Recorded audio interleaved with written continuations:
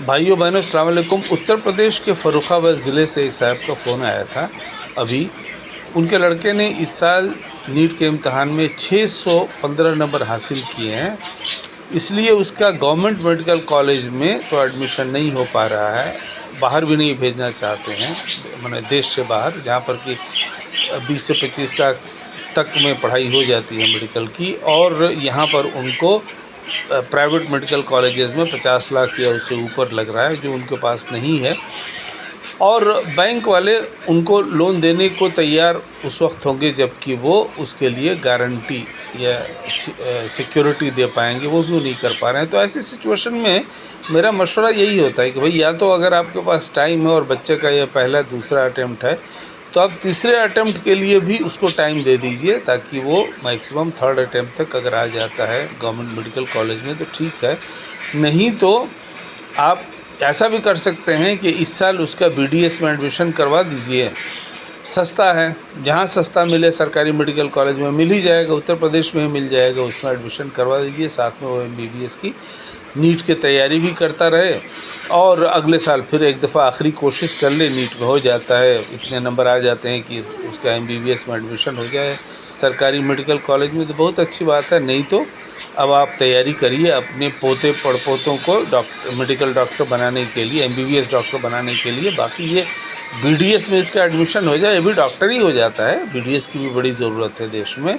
बाकी BUMS है, BAMS है, अब तो बैचलर ऑफ होम्योपैथी मेडिसिन भी है। मान लीजिए उधर मत ले जाइए, लेकिन MBBS के बाद में BDS is the best option. तो इस तरह से मैं आप तमाम लोगों से गुजारिश करना चाहूँगा कि जिनके बच्चों का 2-3 दफ़ा कोशिश के बाद भी MBBS में नहीं हो पा रहा है, तो जान देने की ज़रूरत नहीं है। हमारा मशवरा हमेशा से ये रहा है कि आप उसको BSc करवाइए।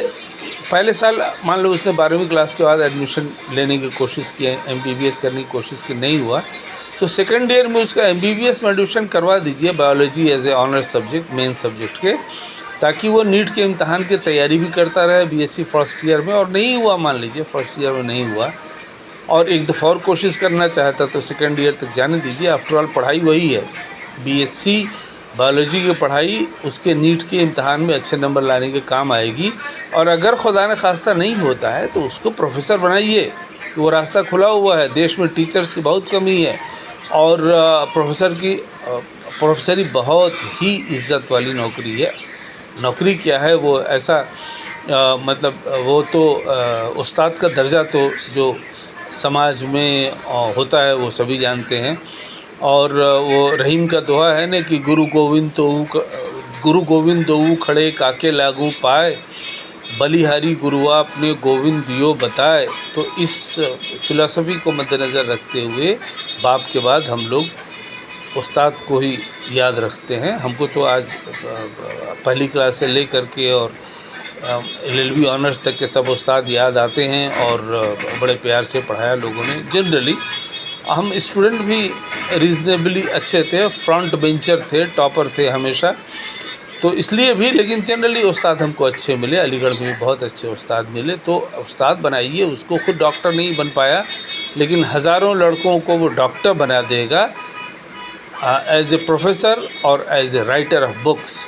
इसलिए मेरा मशवरा आप तमाम भाइयों बहनों को यही है कि आप लोग अपने बेटों को, अगर वो साइंस में MBBS नहीं कर पा रहा है तो उसको मौका दीजिए एक दो दफ़ा और, लेकिन इसके लिए उसको जान मत देने दीजिए, ठीक है। नहीं हो पाया फर्स्ट अटैम्प्ट में, कोई बात नहीं, सेकंड अटैम्प्ट लिया और उस साल BSc में भी एडमिशन लिया। BSc बायोलॉजी में, BSc बॉटनी में नहीं लिया, BSc बायोलॉजी में एडमिशन लिया। और इस तरह से अगर MBBS में फिर भी नहीं हो पाता है तीसरी अटैम्प्ट में भी, तो उसको प्रोफेसर बनने दीजिए। बहुत ही अच्छा काम है, बहुत नेक काम है, देश बनाने वाला काम है, मुल्क और मिल्लत को बनाने वाला काम है।